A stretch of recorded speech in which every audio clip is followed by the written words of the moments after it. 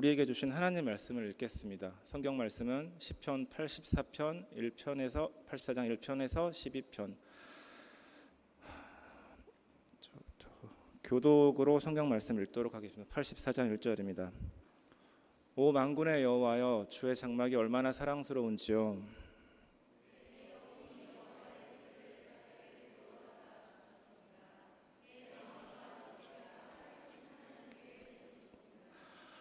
오 만군의 여호와여, 내 왕 내 하나님이여, 주의 제단 가까운 곳에 참새도 집을 찾았고 제비도 자기 새끼를 둘 보금자리를 찾았습니다. 복이 있습니다. 그들이 항상 주를 찬양할 것입니다. 주의 힘을 얻고 마음의 시온에 데려가 있는 사람들은 복이 있습니다. 샘물이 생깁니다. 그들은 점점 더 힘을 얻어 나아가서 시온에서 하나님 앞에 나타날 것입니다.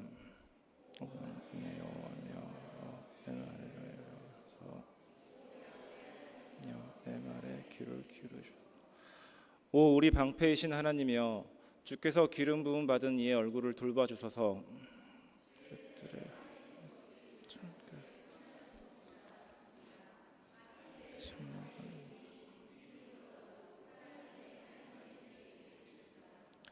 여호와 하나님은 해요 방패이시니 여호와께서 은혜와 영광을 내려주실 것입니다. 정직하게 행동하는 사람들에게 좋은 것을 아끼지 않으실 것입니다. 오 만군의 여호와여, 주를 의지하는 사람은 복이 있습니다. 아멘.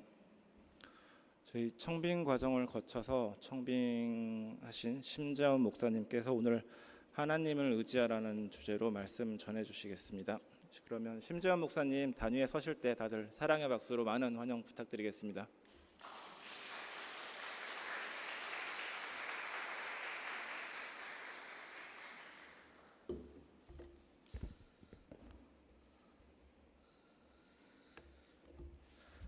좋은 아침입니다. 네, 별로 안 좋으신 것 같은데 다시 한번 좋은 아침입니다. 네, 저에 대해서 아주 사사시 소개해 주셨기 때문에 생략하고요. 바로 말씀으로 넘어갈까 합니다. 오늘 준비한 시편 84편 우리 함께 나누기 전에 제가 말씀 이해를 돕기 위해서 준비한 이야기 하나 들려드릴까 합니다. Good morning, friends. 우리 친구들, 네, 훌륭합니다. 네. 오늘 친구들을 위해서 준비한 얘기가 아니라서 상당히 어려울 것 같은데 그래도 인내함으로 벌써 졸려고 하고 있으니까 기쁘게 깨우지 마십시오. 그냥 네. 저희가 본토 그러니까 고향을 떠나서 이민 사회에 있습니다. 그러다 보니까 이민 사회에 여러 가지 이야기들이 많은데 그 중에 아주 중요한 이민을 마구 오시는 분들에게 아주 중요한 두 가지 이야기가 있습니다. 믿거나 말거나는 아니고요. 네, 굉장히 중요한 이야기지만 또 한편으로는 사람들이 소문이라고 이야기하기도 합니다. 제가 다시 말하지만 소문입니다. 소문. 이민 사회에서 이 두 명은 반드시 믿지도 말고 의지하지도 말고 주의하라는 소문들이 있습니다. 이 두 명입니다. 첫째, 한인교회 목사입니다. 네. 안타깝지만 많은 이민자들이 가장 믿었던 목사님에게 상처 입고 사기당하고 그렇게 가슴 아픈 일들을 겪고 이민 사회뿐만 아니라 교회 공동체를 떠납니다. 그래서인지 제가 목사 안수 받는다고 했더니 어느 분이 굉장히 안타까운 목소리로 저에게 말씀하셨습니다. 이제는 믿지 못할 사람이 되는구나라고. 두 번째, 우리가 믿지 못할 사람이라고 이야기하는 사람이 이유 없이 친절한 사람입니다. 이민사회는 랜딩부터 모든 것이 어렵습니다. 일단 말이 잘 안 통하죠. 저는 여기 와서 지금 문맹자가 되었습니다. 제가 이렇게 못 읽는 글자들이 많을까라는 생각이 들 만큼 어렵습니다. 모든 것이 낯섭니다. 말도 안 통하는데 글자도 안 통하는데 문화마저 낯섭니다. 그러다 보니까 가까이 친절하게 도와주는 사람들에게 우리 마음이 열리게 되고요. 그러다 보니까 의지하게 됩니다. 의지하니까 어떻습니까? 속에 있는 것도 털어놓게 되고 내가 가진 것도 빌려주기도 합니다. 그리고는 어떻습니까? 죄송한 표현입니다만 뒤통수 세게 맞고 또 한 번 인생의 쓴맛을 경험합니다. 어떠세요? 다 소문이죠? 소문입니다. 네, 소문입니다. 우리 공동체와는 아무런 상관이 없는 다른 동네 이야기입니다. 그런데 제 인생의 쓴맛들, 쓴순간들을 돌이켜보면 대부분 제가 믿었던 사람들 혹은 의지했던 사람들 그리고 신뢰했던 사람들이 저를 힘들게 했습니다. 이민사회라는 특수한 상황이 아닌 일반적인 상황에서도 아마도 많은 사람들이 믿었던 사람, 의지했던 사람, 신뢰했던 사람에게서 배신을 당하거나 가슴 아픈 경험들을 하게 될 겁니다. 얼마 전에 대한민국을 흔들었던 어느 유명한 스포츠 스타가 결혼을 약속한 사람이 엄청난 사기꾼임이 드러나면서 많은 사람들이 놀랐습니다. 남장 여자의 재벌 사칭에 뭐 등등 말할 수 없는 어떻게 저런 사람에게 우리가 속을 수 있을까라는 생각이 들 만한 이야기들이 있었습니다. 사랑하는 성도 여러분, 참 너무 아이러니하지 않습니까? 왜냐하면 믿었던 사람들에게 우리가 오히려 실망하게 되고 배신감을 느끼게 되고 상처를 받습니다. 믿지 않았던 사람들과는 아무런 상관이 없는 이야기입니다. 너무 믿었던 우리 탓이라고 하기에는 너무 슬픈 이야기입니다. 그럼 도대체 우리는 누구를 믿고 신뢰하고 의지해야 합니까? 네, 이렇게 이야기하고 인터넷을 쳐봤더니 저 책을 추천해 주더라고요. 네, 세상에 믿을 X 하나도 없다. 네, 글자 보이세요?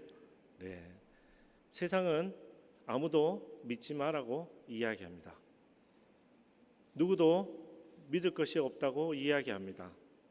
세상은 나 자신만 믿으면 충분하다고 이야기합니다. 그러나 오늘 우리가 읽은 고라자손의 시편 이 84편은 우리가 누구를 믿고 의지하고 신뢰해야 되는지, 그리고 우리가 누군가 믿고 의지하고 신뢰했을 때 우리의 삶 속에서 받았던 배신감이나 상처가 아니라 어떤 결과를 우리가 어떤 희망을 꿈꿀 수 있는지 오늘 성경은 명확하게 말씀해주고 있습니다. 자, 이것을 기억하고 우리가 본문으로 들어가 보면 먼저 1절에서 4절 한 목소리로 함께 읽겠습니다. 오 만군의 여호와여, 주의 장막이 얼마나 사랑스러운지요. 내 영혼이 여호와의 때를 애타게 그리워하다가 지쳤습니다. 내 마음과 육체가 살아계신 하나님께 부르짖습니다. 오 만군의 여호와여, 내 왕 내 하나님이여, 주의 제단 가까운 곳에 참새도 집을 찾았고 제비도 자기 새끼를 둘 보금자리를 찾았습니다. 주의 집에 사는 사람들은 복이 있습니다. 그들이 항상 주를 찬양할 것입니다. 셀라. 아멘. 오늘 우리가 함께 읽은 이 시편의 말씀은 고라자손의 시라는 제목이 붙어 있습니다. 지난 수요일과 토요 예배 때 우리가 함께 나누었던 시편 77편과 80편은 아삽의 시입니다. 그 아삽은 성전 예배의 찬양 리더라고 제가 말씀드렸는데, 그렇다면 오늘 이 시편을 지었다고 알려진 고라자손은 누구입니까? 먼저 지난번 설명드렸는데 시편 전체를 150편이라고 우리가 보면 다윗은 73편, 엄청나게 절반 넘는 시를 지었습니다. 아삽은 12편, 그리고 오늘 이 시편의 제목에 있던 고라자손은 11편, 그러니까 11편이 150편 중에 11편이 고라자손이 지은 것입니다. 그 이후에 솔로몬, 모세, 헤만, 에단 등등 많은 사람들이 시편을 지었고 이 시편을 다 모아서 우리가 150편이란 이런 시편이라고 부릅니다. 자, 그러면 고라자손이라고 이야기했는데요. 특정한 사람의 이름을 써야 되는데 이상하게 이 부분들, 이 사람들만은 고라자손이라고 부릅니다. 다시 말씀드리지만 솔로몬 시편 지었고요, 모세, 헤만, 에단, 아삽, 다윗 다 특정한 개인입니다. 사람의 이름입니다. 그러나 이 사람들만 특정한 사람의 이름을 부르지 않고 고라자손이라고 부릅니다. 자, 그러면 고라 자손이라는 말은 고라의 후손이라는 디센던츠라는 후손이라는 이야기죠. 자, 그러면 고라 자손이라고 이야기하니까 고라가 누군지 우리가 좀 알아볼 필요가 있습니다. 고라에 대해서 알아보기 위해서 민수기 16장 1절에서 2절 말씀입니다. 지금 여러분이 읽으시는 성경은 개역개정이 아니고요, 우리말 성경입니다. 조금 더 이해하기 쉽게 특별히 우리 아이들을 위해서 우리말 성경으로 준비했습니다. 1절 2절 함께 읽겠습니다. 레위의 증손이자 고하스의 손자이며 이스라엘 아들인 고라와 르우벤 지파 엘리압의 아들들인 다단과 아비람과 벨레스의 아들인 온이 사람들을 모아 모세에게 반기를 들고 일어났습니다. 이스라엘 자손 가운데 250명이 그들과 함께 했는데 이들은 총회에서 세움을 입은 회중의 지도자들로서 유명한 사람들이었습니다. 아멘. 자, 고라가 누군지 보니까 일단 모세에게 반기를 들었다고 합니다. 그리고 나서 어떻게 됐습니까? 어떻게 됐는지 아직 잘 모르겠어요. 자, 이러한 행동에 대해서 유다서 신약에 가서 잘 묘사한 구절이 있습니다. 유다서 11절. 이 유다서는 한 장밖에 없으니까 우리가 11절이라고 있습니다. 함께 읽겠습니다. 시작. 이들에게 재앙이 있었습니다. 이들은 가인의 길을 따랐고 자기의 이익을 위해 발람의 어긋난 길로 몰려갔으며 고라의 반역을 도모하다가 멸망을 당하고 말았습니다. 아멘. 멸망했다고 합니다. 멸망. 자, 여러분, 한국말인데요, 반역이 뭡니까? 반역. 제가 표준국어 대사전을 찾아봤습니다. 반역은 이렇게 적고 있습니다. 통치자에게서 나라를 다스리는 권한을 빼앗으려고 함이라고 정의되어 있습니다. 그러면 왜 통치자에게 나라를 다스리는 권한을 빼앗으려고 반역을 합니까? 왜 그렇습니까? 통치자를 믿지 못하니까, 통치자에게 나라를 맡겨놓으니 안심되지 않으니까, 내가 하면 더 잘할 수 있을 것 같다는 생각이 기저에 깔려 있습니다. 한 통치자를 더 이상 의지하지도 신뢰하지도 그리고 믿지도 않겠다라는 뜻이죠. 자, 그러니 내가 해보겠다는 나의 의지의 표현입니다. 자, 고라는 하나님께서 모세에게 부여하신 권위를 인정할 수가 없었어요. 이 말은 고라가 볼 때는 하나님 잘못된 선택하셨다는 겁니다. 모세뿐만 아니라 나도, 고라라죠, 나도 잘할 수 있는데 왜 하나님 모세에게만 저런 권한을 주셨습니까? 라고 이야기합니다. 자, 그런데 이 본문을 조금만 우리가 더 깊게 읽어보면 고라가 만약 하나님을 믿고 하나님을 의지하고 하나님을 신뢰했다면 고라는 하나님의 선택을 역시 믿고 의지하고 신뢰해야 합니다. 다시 말해, 고라는 모세에 대한 이야기, 이스라엘 민족으로서 자신이 드러나고자 하는 이야기도 있겠지만 고라의 그 근본적인 반역의 근본에는 하나님을 믿고 신뢰하고 의지하지 못했다라는 뜻입니다. 그래서 그 반역의 종말이 어떻게 됐습니까? 우리 구체적으로 민수기 16장 32절에서 33절 말씀 함께 읽겠습니다. 시작. 땅이 입을 열어 그들과 그들의 식구들과 고라에게 속한 모든 사람들과 그들의 모든 소유물을 삼켜 버렸습니다. 이렇게 해서 그들은 소유했던 그 모든 것과 함께 산채로 음부로 내려갔습니다. 땅이 그들 위에 닫혔고 그들은 회중 가운데 멸망을 당했습니다. 아멘. 우리 아이들이 보지 말아야 되는 영화에 나오는 한 장면 같습니다. 고라의 자손들이 고라에 속한 모든 것들이 고라의 자손들과 뿐만 아니라 그 반역에 동조했던 모든 사람들이 서 있던 곳에 땅이 갈라지고 그들이 그대로 산채로 그 땅에 들어갔다라고 이야기합니다. 그래서 떼죽음을 당했다라고 이야기하죠. 어느 유명한 목사님께서 이 본문을 인용해서 목사에게 반역하면 떼죽음 당할 거라고 설교하는 것을 제가 들은 적이 있습니다. 이건 정말 안타까운 성경 읽기입니다. 오늘 이 본문은 특별히 고라의 반역에 관한 본문은 그런 편향적으로 해석할 본문이 아니고요. 근본적으로 하나님을 믿고 의지하고 신뢰하지 못한 자의 결말이 어떤지 우리에게 보여주는 겁니다. 굳이 민수기가 아니라 요한계시록을 보시더라도 여러분이 마지막 때에 하나님을 믿고 의지하고 신뢰하지 못하여 예수 그리스도를 구주로 영접하지 못한 자들이 어떤 결말을 맞이하는지 우리는 이미 성경을 읽고 알 수 있습니다. 그러므로 그 근본에는 하나님을 믿고 의지하고 신뢰하는 것에 대한 이야기입니다. 자, 여러분, 우리 창세기, 우리 아이들도 잘 알지만 에덴 동산이 있어요. 그죠? 에덴 동산에 아담과 하와가 있었습니다. 자, 여러분, 아담과 하와가 왜 하나님께 반역했습니까? 왜 하나님께 불순종했습니까? 그냥 기분 내키는 대로? 아니면 사과가 맛있어 보여서?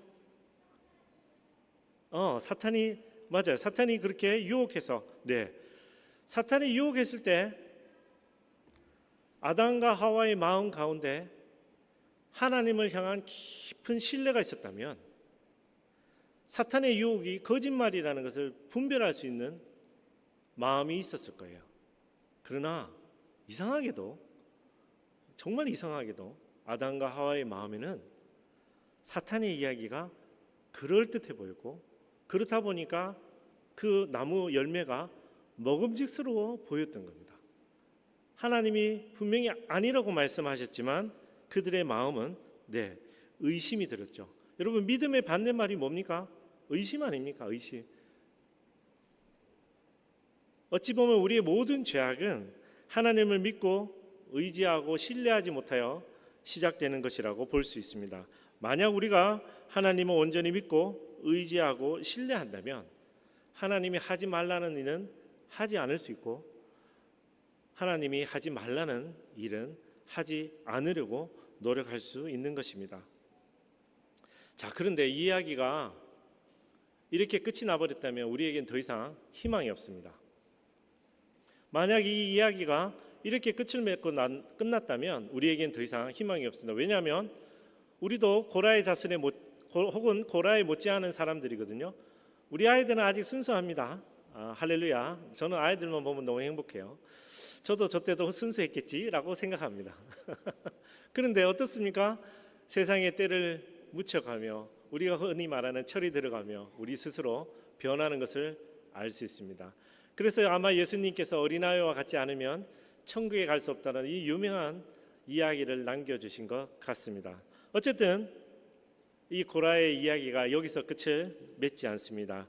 고라의 반역 이후에 한참의 시간이 흐른 후 기록된 것으로 보이는 민수기 26장으로 가면 이런 구절이 있습니다. 우리 함께 읽어볼까요? 큰 목소리로 읽어보겠습니다. 시작. 그러나 고라의 자손은 민수기 26장 11절 혹시 없습니까? 네, 죄송합니다. 제가 빠뜨렸습니다. 제가 읽어드릴게요. 그러나 고라의 자손은 죽지 않았습니다. 우리 따라해 보실래요? 그러나 고라의 자손은 죽지 않았습니다. 죽지 않았습니다. 분명히 아까 성경에 고라에게 속한 모든 것이 죽었다고 했는데 민수기 26장에 가서는 고라의 자손은 죽지 않았다고 이야기합니다. 이 부분 때문에 많은 성경학자들이 고민을 했습니다. 하나님은 신실하신 분이니 틀림이 없을 것인데 왜 하나님은 다 죽었다고 했는데 뒤에 가서는 안 죽었다고 했을까? 자, 이 부분에 대해서는 여러 가지 해석이 있지만 유대 문화와 혹은 유대 전승에 따르면 먼저 우리가 이해해야 될 것은 유대의 문화에서 아버지, 특히 족장의 결정에 자녀들이 반대하는 것은 있을 수가 없습니다. 우리가 그걸 한국말로 하면 가부장적이라고 이야기합니다. 당시에는 굉장히 철저했습니다. 특별히 더 철저했습니다. 광야 시대에는 더 철저했다고 보시면 좋겠습니다. 그래서 고라가 결정한 것들을 고라 자손들이 거절하거나 따르지 않기로 한다는 것은 굉장히 어렵습니다. 자, 그럼에도 불구하고 고라 자손 중에 아주 일부가, 소수가 아버지의 결정, 족장의 결정에 반기를 든 겁니다.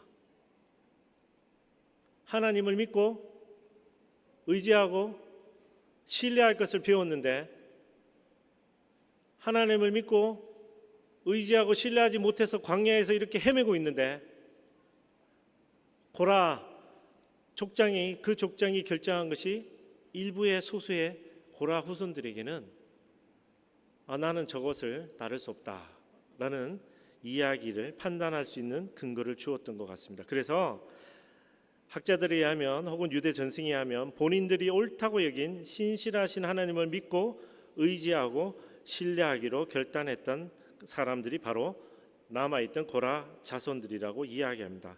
그래서 이러한 고라 자손들의 담대한 선택은 반역한 고라의 후손이라는 꼬리표가 계속 남아있지만 역설적이게도 세상에서 가장 아름다운 시를 남겼습니다. 우리 여기 연세 드신 분들 이해하시겠지만 우리 한국에 옛날에 연좌제라는 게 있었습니다. 아버지나 할아버지나 그 위에 분들이 북한으로 월북하시거나 혹은 공산당에 협조하신 이유는 그 자녀들이 출세하기가 굉장히 어렵습니다. 저희 아버님도 저희 큰 아버님이 북한에 남으셨습니다. 물론 뭐 여러 가지 사정이 있었겠지만 뭐 북한에 우리 남한에 난파된 간첩이라는 이야기도 있지만 뭐 진실은 모릅니다. 그렇기 때문에 저희 아버님이 공직에 진출하는데 굉장히 어려움을 겪었습니다.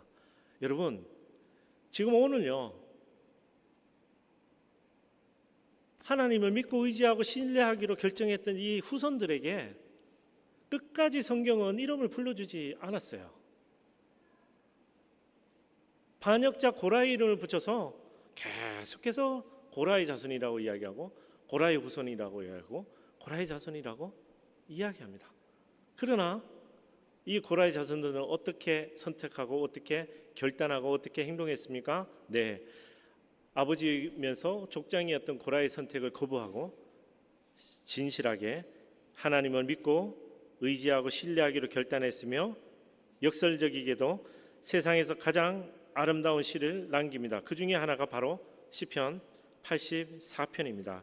자, 본문으로 돌아가 이 시편을 조금 더 우리가 구체적으로 뜯어보려고 하는데요.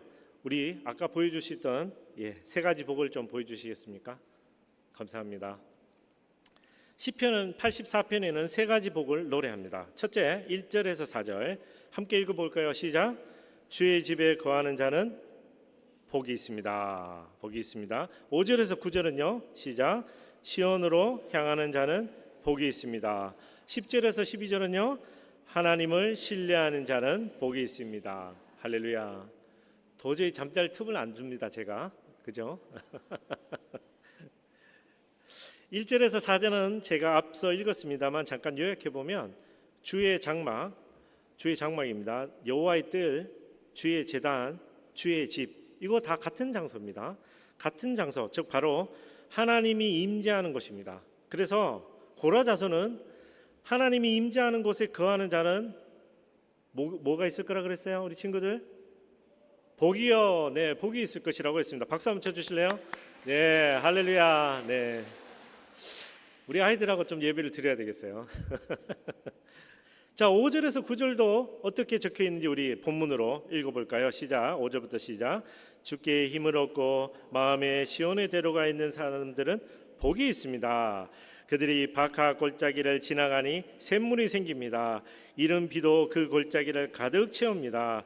그들은 점점 더 힘을 얻어 나아가서 시온에서 하나님 앞에 나타날 것입니다.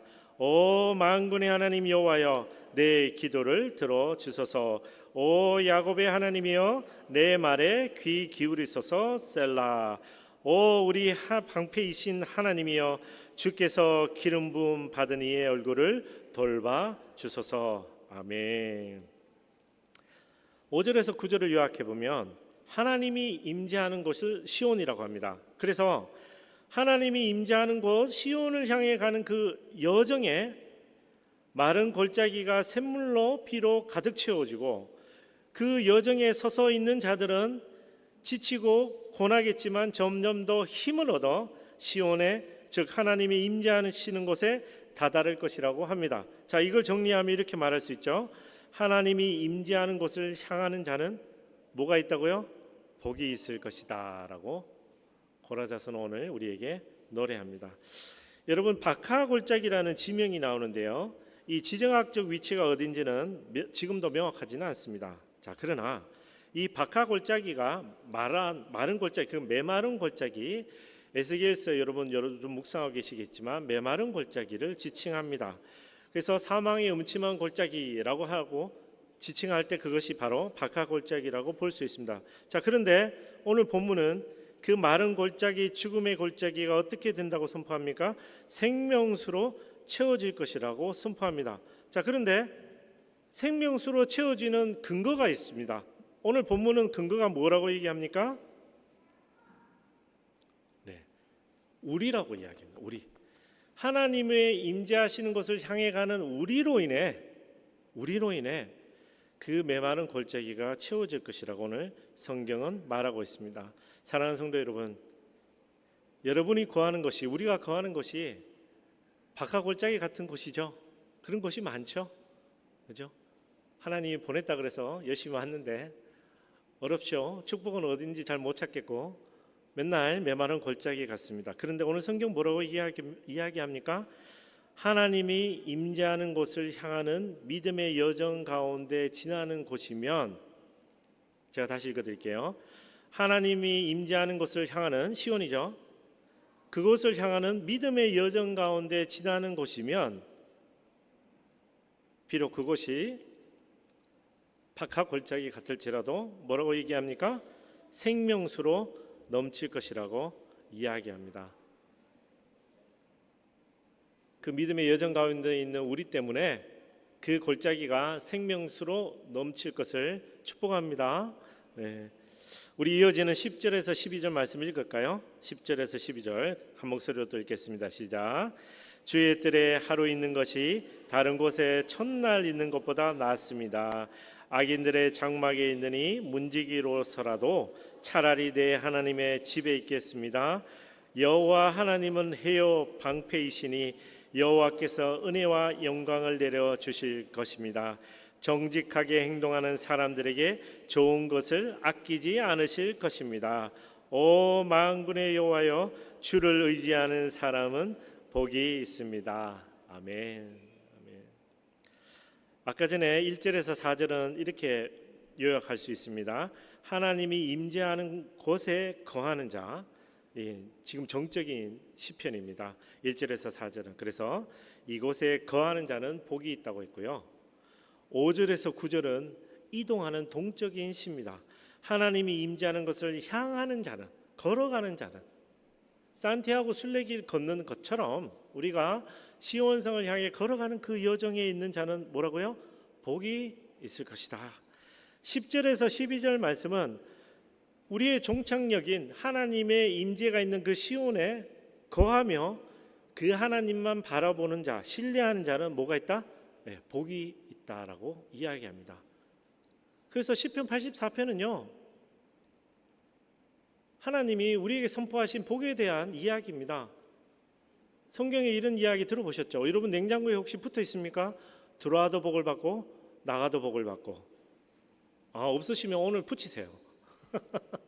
이거 하나님의 약속이에요. 들어와도 복을 받고 나가도 복을 받고 내 집에 있는 그릇도 복을 받고 나로 인해서 내 이웃도 복을 받고, 이게 복이에요. 하나님이 주신 복인 거예요. 오늘 시편 84편은 뭐라고 이야기합니까? 여호와가 임재하는 곳에 거하는 자는 복이 있을 것이요, 여호와를 임재하는 곳을 향하는 자는 복이 있을 것이요, 그 여호와를 근본적으로 임재함을 신뢰하는 자는 복이 있을 것이라라고 이야기하는 것입니다. 여러분, 하나님을 믿는다, 의지한다, 신뢰한다라고 이야기할 때 신뢰하는 자, 믿는 자, 의지하는 자는 어떤 자입니까? 너무 형이사학적인 사실 질문입니다. 굉장히 어려운 질문입니다. 하나님을 신뢰한다라는 것이 어떤 것입니까? 그러나 오늘 시편 84편에서는 하나님을 신뢰하는 것이 무엇인지 우리에게 잘 보여주고 있습니다. 하나님이 임재하는 곳에 머무르기를 기뻐하는 자입니다. 하나님이 임재하는 곳에 머무르기를 기뻐하는 자, 그런 자가 바로 하나님을 신뢰하는 자라고 오늘 시편은 이야기합니다. 그래서 이렇게 고백하는 거예요. 주의 뜰에 하루 있는 것이 다른 곳에 있는 첫날보다 낫습니다. 여러분, 이 본문을 읽으면서 혹시 궁금하지 않으셨어요? 주의 뜰에 도대체 뭐가 있길래, 도대체 얼마나 맛있는 초콜릿이 있길래, 돌아봅니다. 저를. 예. 초콜릿이 있다 그러니까 돌아보는데, 여러분 주의 뜰에 뭐가 있길래, 도대체 주의 뜰에 있는 것이 다른 곳에 있는 것보다 낫다고 하는지, 여러분 혹시 솔로몬의 성전이나 여호와의 성막이나 아니면 제2 성전이나 보신 적 있습니까? 그림으로 보십시오. 그러면 여호와의 성전에요, 예, 없어요. 아무것도 없습니다. 제사 드리는 집기, 물두덩 뭐 이런 거 말고는 없어요. 없습니다. 저는 베르사유 궁전을 가보고 처음에 굉장히 충격받았습니다. 와, 한 나라의 왕이 이렇게 사치를 부릴 수도 있구나. 우리나라 경복궁만 가도 펑하잖아요. 근데 이거 너무너무 화려하고 아름답더라고요. 오늘 시편 84편에서 이야기하는 주위들은 베르사유의 궁전에 있는 뜰이 아니에요. 없습니다. 아무것도 없습니다. 오히려 경복궁보다 더 횡하고 경회로보다도 더 횡한 것입니다. 그런데 오늘 이 고라 자손들은 뭐라고 얘기합니까? 그곳에 있는 것이 더 낫다라고 이야기합니다. 저는 참 궁금했어요. 왜 하나님께서 여호와의 성전을 백향목도 심고 포도나무도 심고 올리브나무도 심고 백합꽃도 심었으면 좋겠는데 왜 심지 않으셨을까? 많은 학자들이 에덴 동산을 천국의 모형이라고 얘기했는데 하나님이 거하시는 그 뜰 솔로몬의 성전을 왜 에덴 동산같이 꾸미지 않으셨을까? 굉장히 궁금했습니다.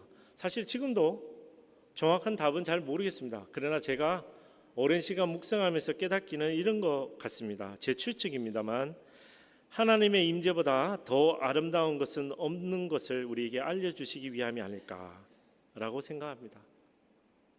하나님의 영광이 구름같이 그 성전의 성막에 임했을 때 그들의 무엇이 심어져 있든 그들의 무엇으로 치장했든 그 여호와의 영광보다 더 아름답지 못했기 때문에 아마도 하나님은 그렇게 하시지 않았을까. 오늘 고라 자손들은 이 사실을 너무 잘 알았습니다. 성전에 일하면서 성막 문지기로 일하면서 노래로 섬기면서 여호와의 성전에 여호와의 영광이 임하는 것이 가장 아름다운 것이라는 것을 고라 자손들은 알았던 겁니다. 솔로몬이 지은 궁전이 여호와의 성전보다 더 아름다웠다는 것은 성경에도 적혀 있습니다.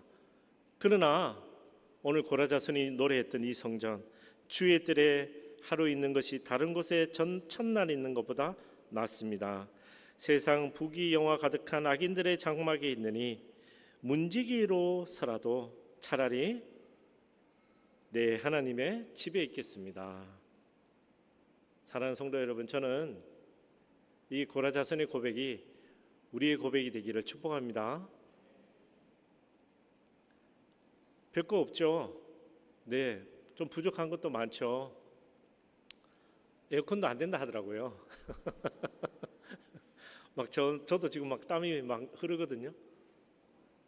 그런데 교회는 하나님의 임재는 건물이나 잘 치장된 데코레이션이나 화려한 노래나 잘 갖춰 입은 옷으로 드러나는 것이 아닙니다. 여호와의 영광은 하나님이 그 자리에 계실 때 드러나는 겁니다. 그런데 하나님이 약속하셨어요. 너희가 두세 사람 이름으로 모여서 예배드리면 내가 어떻게 하겠다고 말씀하셨습니까? 내가 너희와 함께 있겠다라고 말씀하셨습니다. 이제 말씀을 정리해 보겠습니다. 자, 오늘 본문 말씀은 멸족의 위기에 벗어난 하나님의 은혜로 벗어난 고라 후손들이 하나님의 임재를 사모하여 노래한 정말 아름답고 한편으로는 비장한 시편이죠. 노래입니다.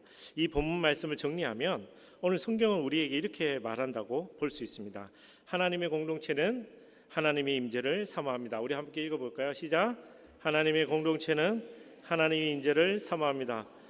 이 말을 다른 말로 표현하면 이렇습니다. 하나님의 공동체는 하나님 없이 살 수 있습니까? 없습니까? 대답을 잘 안 하실라 하는데 네, 할렐루야. 하나님의 공동체는 하나님 없이 살 수 없습니다. 아멘. 자, 그렇다면 저랑 함께 오늘 시편 84편이라는 것을 새로운 마음으로 새로운 시각으로 우리가 살펴봤습니다. 고라 자손이라는 이름이 붙어 있어요. 저한테 만약 고라 자손이라는 이름이 붙어 있으면 너무 힘들 것 같아요. 도대체 고라 할아버지 천국 가면 만나서 따져보고 싶어요. 왜 그러셨어요? 도대체 왜 그러셔서 저를 지금도 고라 자손이라고 부르게 하셨어요? 그런데 민수기 뒤에 가고 역대상, 역대하 계속 뒤로 갈수록 고라 자손들은 성전에서 일합니다. 하나님을 찬양합니다. 하나님을 노래합니다. 문지기로 일합니다. 하나님의 임재를 경험하는 사람이 되었습니다.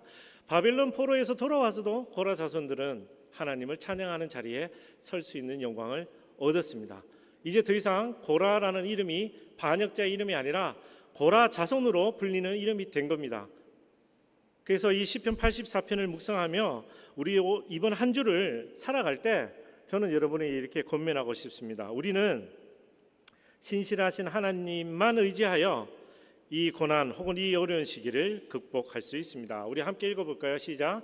우리는 신실하신 하나님만 의지하여 이 고난의 시기를 극복할 수 있습니다.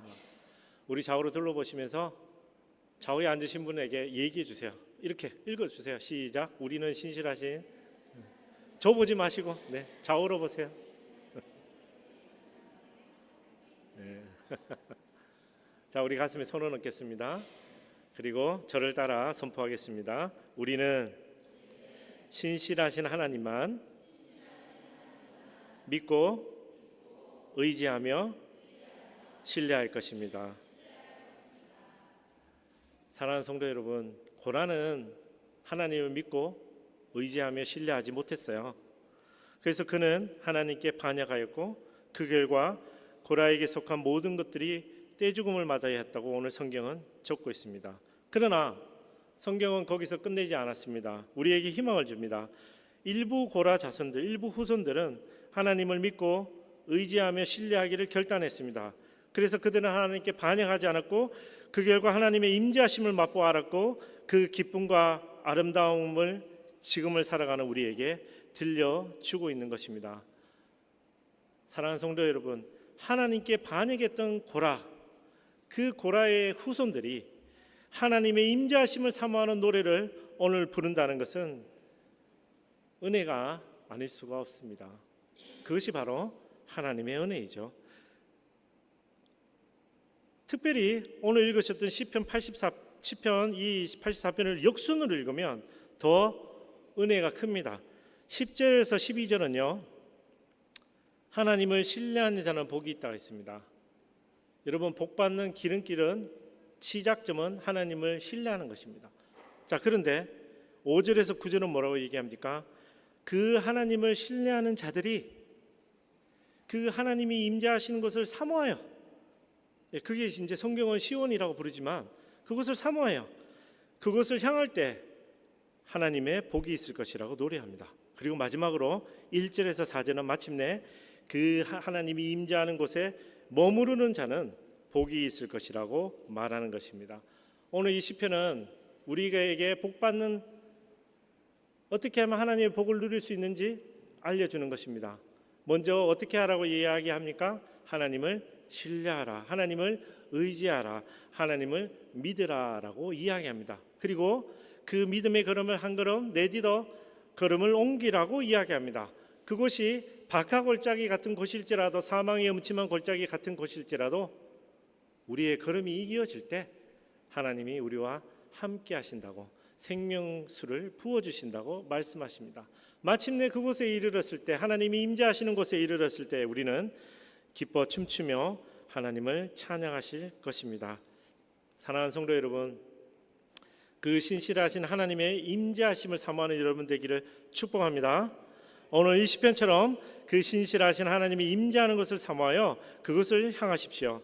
그리하여 그 하나님이 임재하시는 곳을 선택하여 그곳에 머무르십시오. 그러면 오늘 성경은 여러분에게 이렇게 약속합니다. 복이 있을지어다. 아멘.